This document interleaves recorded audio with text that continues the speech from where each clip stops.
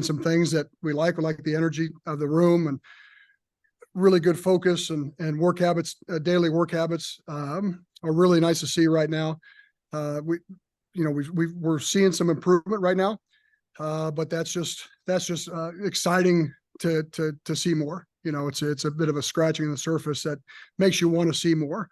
And moving forward here in the second half of the season, I think our main focus has to be keeping our eyes straight ahead on that daily improvement and not getting caught up in anything outside of our room, and really staying focused that way, and kind of protecting our focus that way, because that's how we're starting to see some improvement in that manner. So with that being said, I'll field any questions you got.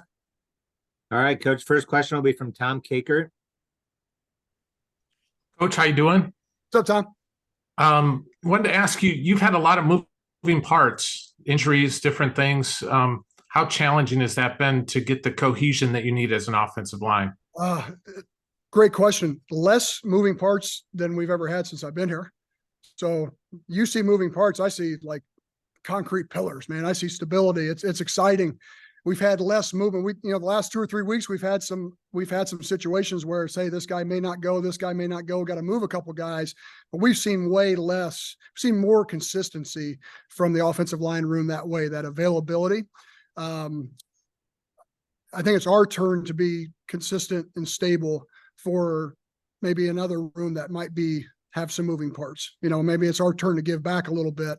Where the last 2 years, it was every week it was moving parts, and we were relying on other rooms to help us big time. And so, yeah, while there is a move here or there, we're trying to keep it as consistent and stable as possible, keep guys on the same side and that kind of deal. All right, Coach. Next question is from John Steppe. Hey, George. Great to see you. Hey, John. With Tyler Ellsbury, I think I saw him as the second team guy at left tackle. So obviously you hope that Mason Richmond stays healthy, but if he doesn't, what could Tyler provide potentially at that tackle spot? I think Tyler can play right now. And we thought that last week. That's why we moved him out. We have, Mason last Tuesday. Mason's basically out for the week. That's what we're thinking. Friday night, he's not playing. All right, what's plan B? And we knew early in the week it was going to be Ellsbury kicking out. The thinking behind that is this: we have a couple other tackles that are getting better.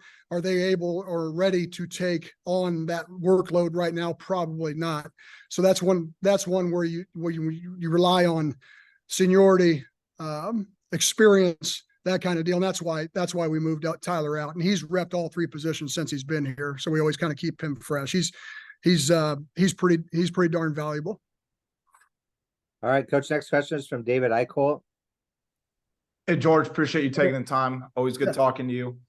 I think before the season, you talked about how you can't microwave experience on the offensive line. Has that really been the key to help, propelling the room forward? It seems like you guys are having some more hits, especially in the run game. Just kind of what's your assessment right now of that? Yeah, to me, that's everything. And I know that's not a great answer. It's not a popular answer. Start talking about appliances. But at the end of the day, if you don't have that patience with a young group and see it for what it is, you're gonna miss out, and there's gonna be more gaps, and we can't afford to have more gaps. 2 years ago, when we walked into the room, you knew you had to push the right buttons, and it was going to take a while, and it was going to be hard, arduous work, but great work because they're good young kids, and that's kind of how we've been operating for quite a while, and it hasn't changed. I think the worst thing you can do is say, okay, now we got these guys have all played in games and things like that, and then change the course. The course is the same. The course is patience. It's everyday work. It's consistency. And that's hard for a kid today with the phone and all those things. That's when I talk about protecting our focus. That's we have to do a great job of that. Because these kids are 18, 19, 20 years old, and we're adults telling them to, hey, stay focused. Don't listen to anything else. But what we're doing in the room, that's easier said than done.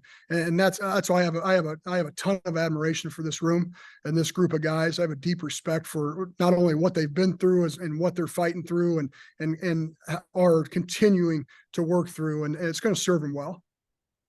All right, Coach. Next question is from Elliot Clough.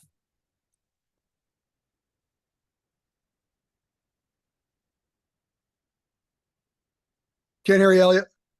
Sorry, bud. Sorry about that. I was focused on the question. Good morning, George. I don't think we've met, so nice to meet you. Awesome.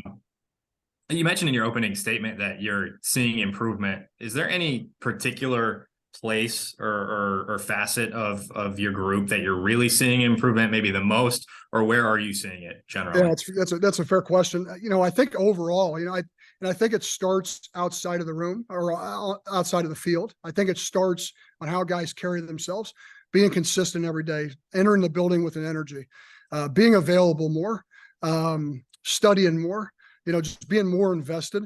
And I think that's where it starts. And then the chemistry in the room, that's probably the biggest jump we've made. But that happens naturally as long as you keep things tight and keep them focused. And then on the field, now you're talking, in the run fundamentals, our pad level's getting better. Our first steps are getting better. We're using our eyes better. A lot of mistakes that you see, a lot of times comes down to the eyes, and it's simple. You want to coach everything else. You want to coach the feet, the pads, all that stuff, and the elbows. But sometimes you forget the most important part, that your eyes lead the block.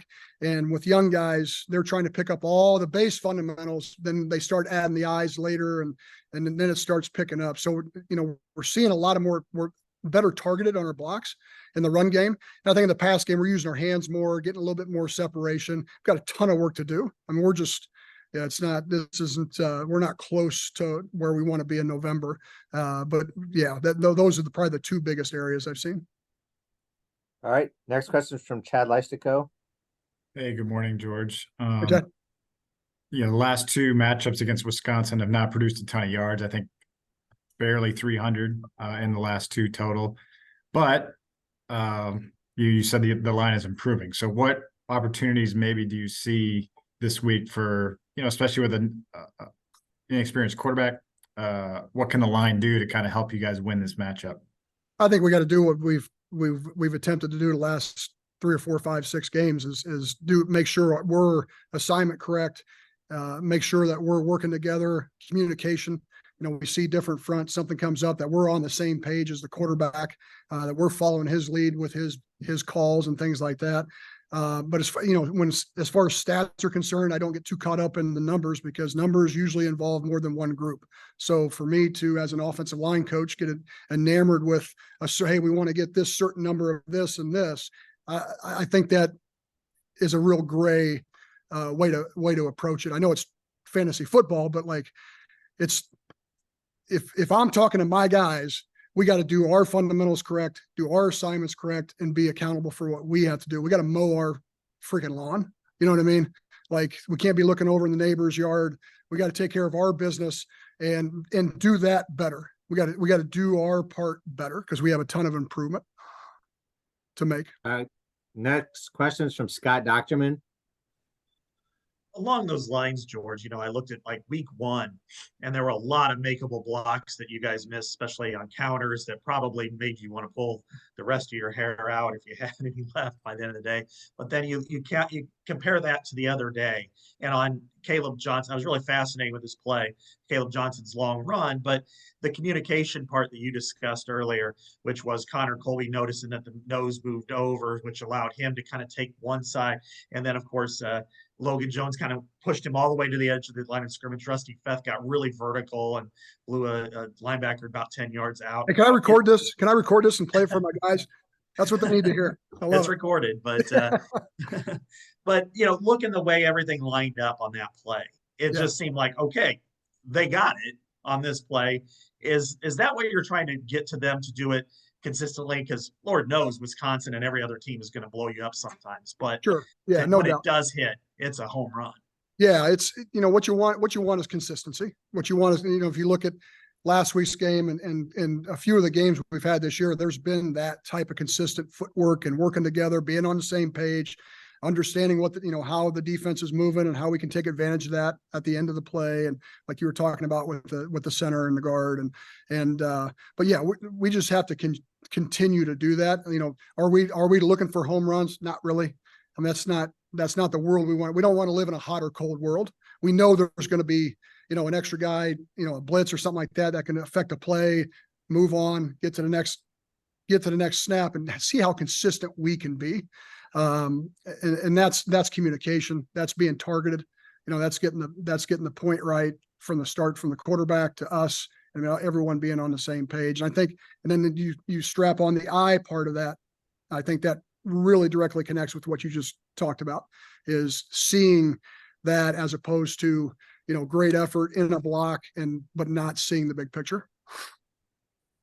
Next question is from Tyler Tashman. Hey, Tyler. You had mentioned that you guys are not close to where you want to be in November.